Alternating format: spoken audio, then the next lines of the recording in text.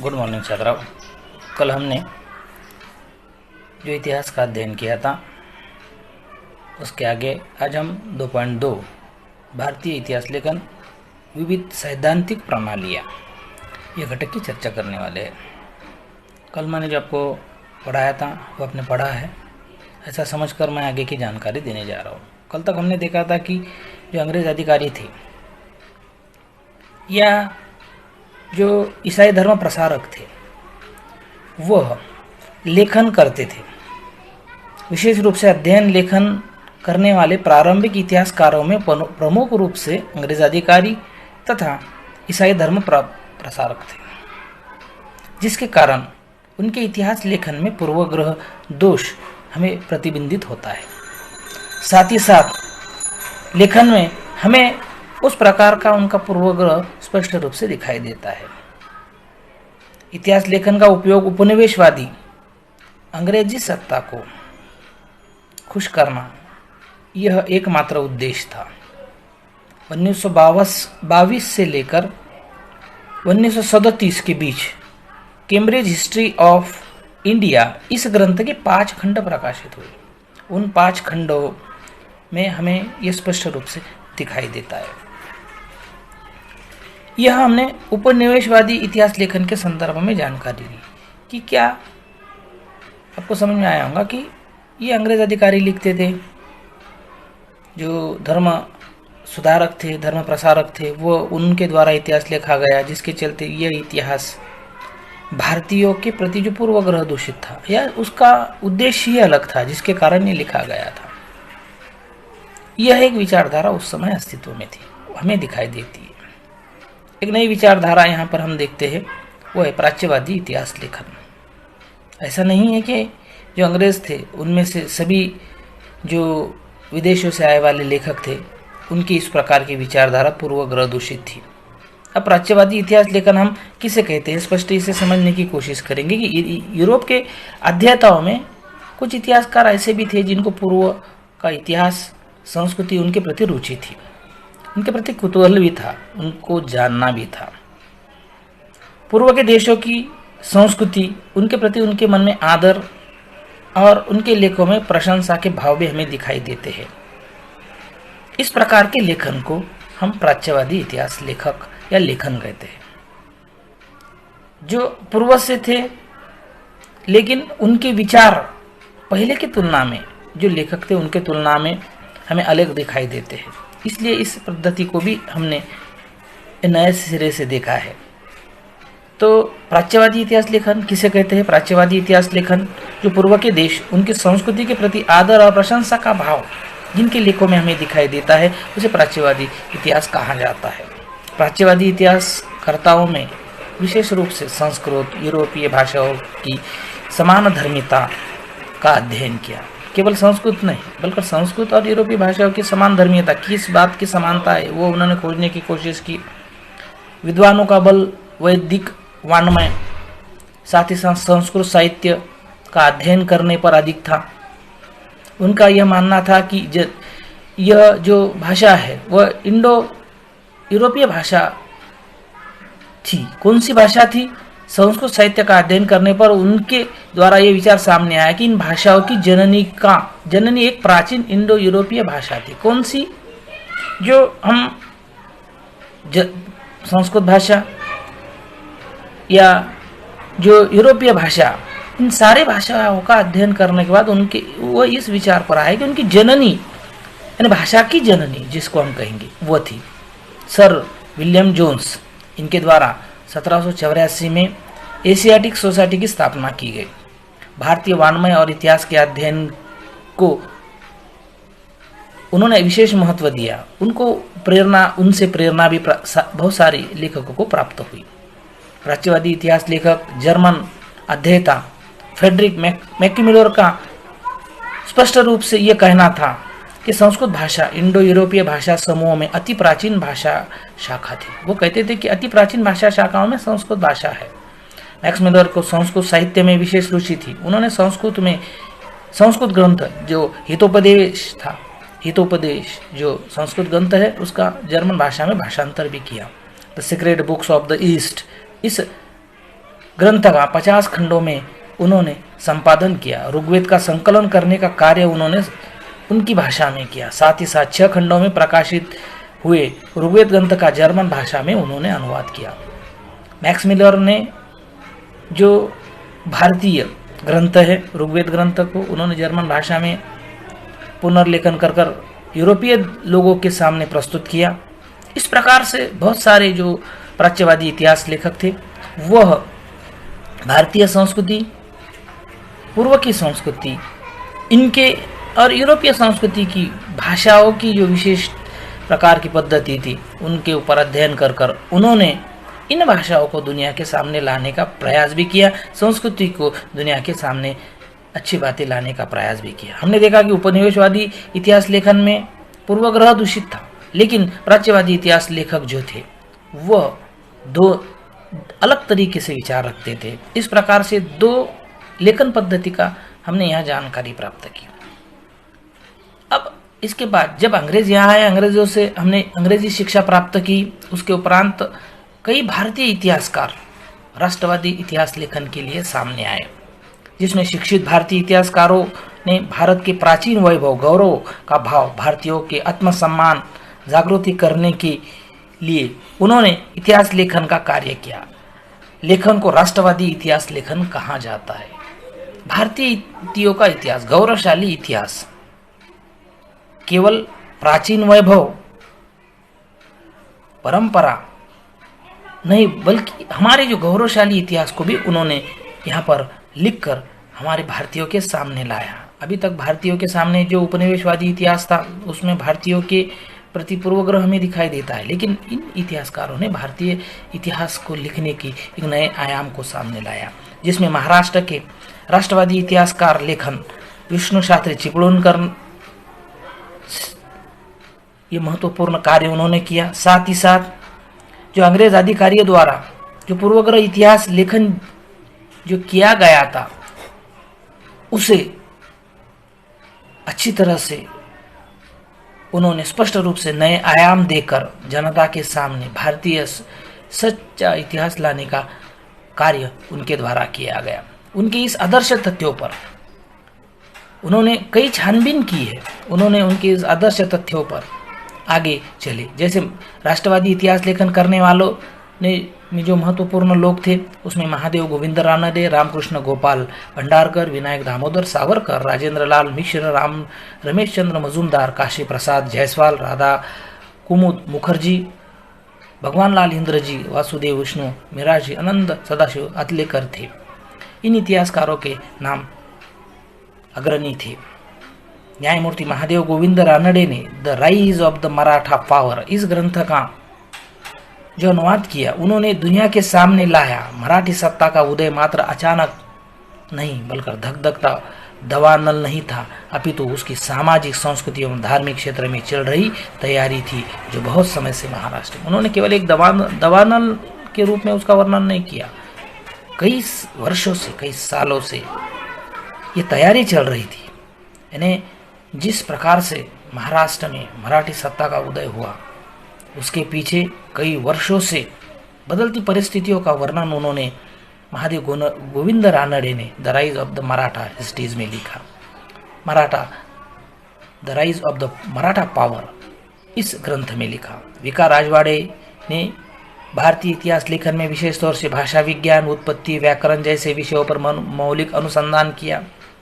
मराठी भाषा में लेखन करने वाले इतिहासकार के रूप में वो परिचित है।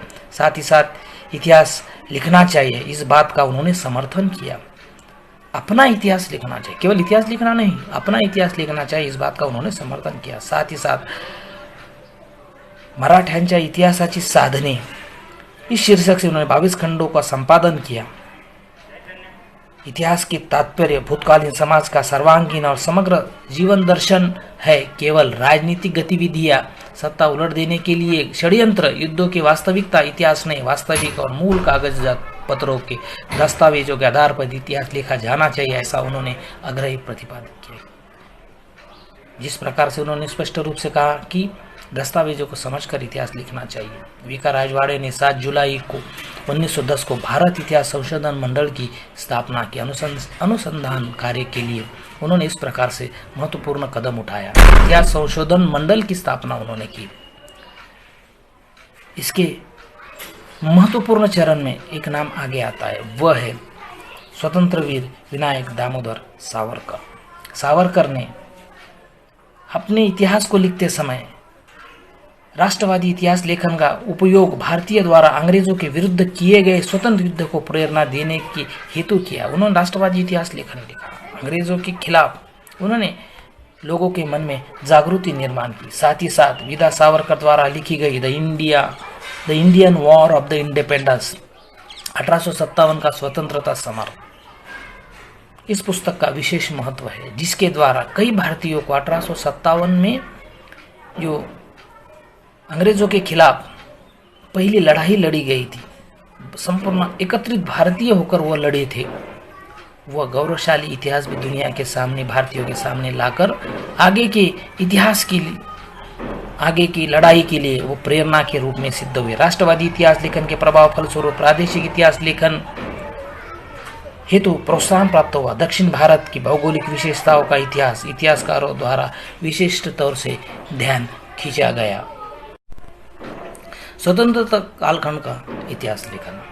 अब हमने अभी तक जो इतिहासकार, उपनिवेशकारी इतिहासकार, साथ ही साथ प्राच्यवादी इतिहासकार के संदर्भ में जानकारी प्राप्त की। अभी हम स्वतंत्रोत्तर कालखंड का इतिहास लेखन। अब स्वतंत्रोत्तर कालखंड की समस्या अलग थी, इतिहास लेखन की जो पद्धति थी वो भी अलग थी, इतिहासकारों के विषय भी अलग थे। जैसे यहाँ पर हम देखते हैं कि सामाजिक, सांस्कृतिक, आर्थिक इतिहास लिखना प्रारंभ हुआ।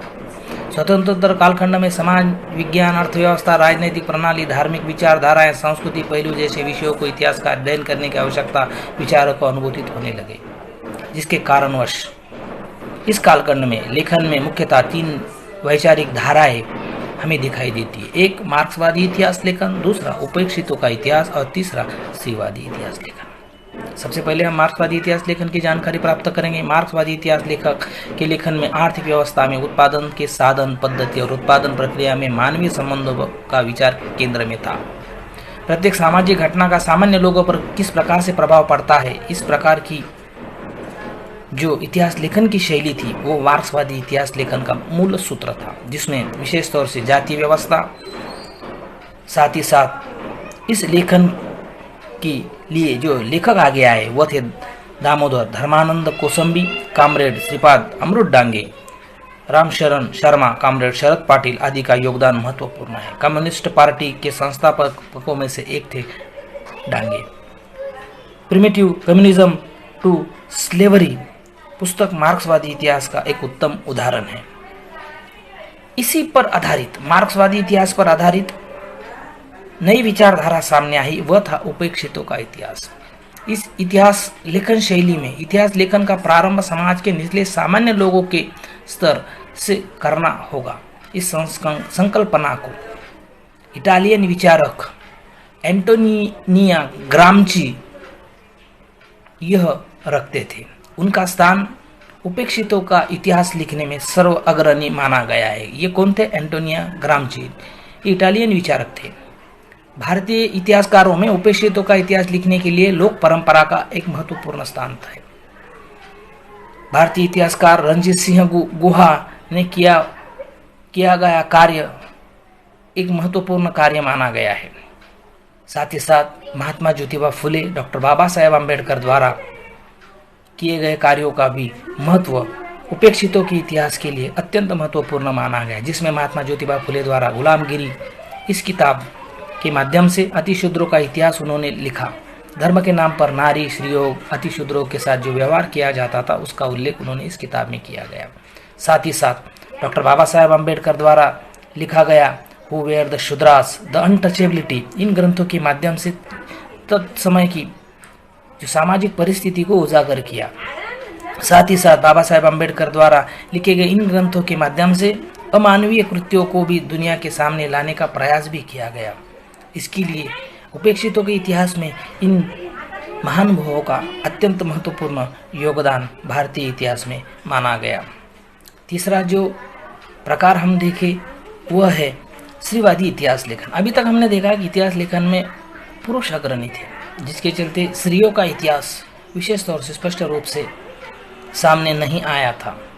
इस बात को ध्यान में रखते हुए भारतीय इतिहास में प्राप्त स्त्रियों का स्थान, साथ ही साथ उनके कार्य, उनकी तुलना अन्य इतिहासकारों के तुलना में इतिहासकारों ने स्त्रियों के प्रति या उनके कार्यों के विशेष ध्यान नहीं दिया था, जिसका नतीजा क्या हुआ था, उनको दुर्लक्षित किया गया था।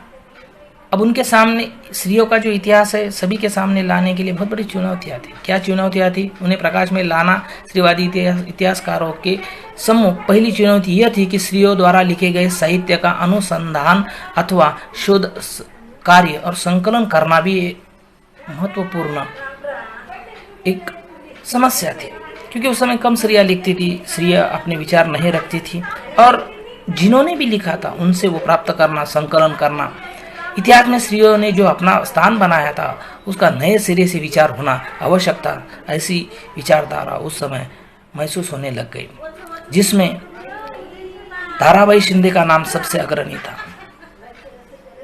पुरुष प्रधान व्यवस्था और जाति व्यवस्था का विरोध दर्शाने वाला ये लेखन था। 1882 में उन्होंने स्त्री पुरुष तुलनात्मक ग्रंथ लिखा। भारत का ये प्रथम स्त्रीवादी इतिहास लेखन माना जाता है। ताराबाई शिंदे जो महाराष्ट्र के बुल्ढाना स्थित थी, उनके इस ग्रंथ ने भारत के स्त्रीवादी इतिहास लेखन शैली की एक नई परंपराओं को सामने लाया। साथ ही साथ पंडिता रमाबाई द्वारा लिखा गया the high cast Hindu women's 1888 में ये पुस्तक प्रकाशित हुई। उसके बाद मेरा कौसंबी, क्रॉसिंग थ्रोशियल्स, फेमिनिस्ट एसेस पुस्तक का लेखन किया गया। उसके बाद इस पुस्तक में महाराष्ट्र की पंडिता रमाबाई, भारत में डॉक्टरी कार्य करने वाली पहली स्त्री डॉक्टर रखमाबाई जैसे स्त्रियों के जीवन पर उन्होंने निबंध प्रतिपादित किए। महाराष्ट्र में दलित स्त्रियों की दृष्टि से सामाजिक वर्ग, जाति आदि बातों के संदर्भ में लेखन किया गया। उसमें शर्मिला रेंगे का कार्य अत्यंत महत्वपूर्ण रहा। Writing caste, writing gender, reading Dalit women's testimony इस पुस्तक में दलित स्त्रियों के आत्मचरित्र पर लिखे निबंधों का संकलन है। किसी भी विशिष्ट विचार प्रणाली के प्रभाव में न आकर इतिहास लेखन लिखने वालों में सर यदुनाथ सरकार, सुरेंद्रनाथ सेन, रियासतकार गोस सरदेसाई, त्र्यंबक शंकर शेजवल के नाम का उल्लेख किया जाता है। बहुत बार ऐसा होता है कि इतिहासकार जो होता है, जैसे पुरुषों द्वारा लिखा गया इतिहास स्त्रियों के प्रति स्पष्ट रूप से विचार रखने में वो समर्थ नहीं होती या वह नहीं रखती, वैसे ही स्त्रियों के या अन्य सभी बातों पर इन सारे विचारकों ने अपनी राय स्पष्ट की है, जिसमें गोविंद सकाराम सरदेसाई ने मराठी रियासत को प्रकाशित करवाकर मराठी इतिहास लेखन के क्षेत्र में बहुत महत्वपूर्ण कार्य किया। गोविंद सरदेसाई को रियासतकार के रूप में जाने जाते मराठों के समग्र साहित्य को उन्होंने खंडों में प्रकाशित किया। वर्तमान समय में यदि फड़के, रामचंद्र गुहा, इन्होंने अनुसंधान कार्य के आधुनिक इतिहास लेखन के कार्य में महत्वपूर्ण कार्य किया। भारतीय इतिहास लेखन में भारत में उदित हुए सामाजिक और राजनीतिक आंदोलन का प्रभाव था। साथ ही भारतीय इतिहास लेखन की परंपरा स्वतंत्र और संपन्न रूप से विकसित होती हुई हमें दिखाई देती है। इस पाठ में हमने भारतीय लेखन परंपराओं की जानकारी प्राप्त की। पहले प्रकरण में हमने जो पाश्चात्य परंपराओं की जानकारी प्राप्त की थी। इस तरह इतिहास लेखन के कार्यों का संक्षेप में जो जानकारी इन दो पाठों से हमें प्राप्त होती है, जिससे इतिहास किस तरह से लिखा जाता है यह हमें स्पष्ट होता है। यहाँ पर हमारा जो दूसरा जो पाठ है वह संपन्न होता है। सभी छात्राएं जो घटक है वो अच्छी तरह से पढ़ना है। जो क्या आप जानते हैं, क्या आप समझते हैं, ये सारी बातें आपने पढ़ना है, प्रश्नों के उत्तर ढूंढने की कोशिश करना है। धन्यवाद।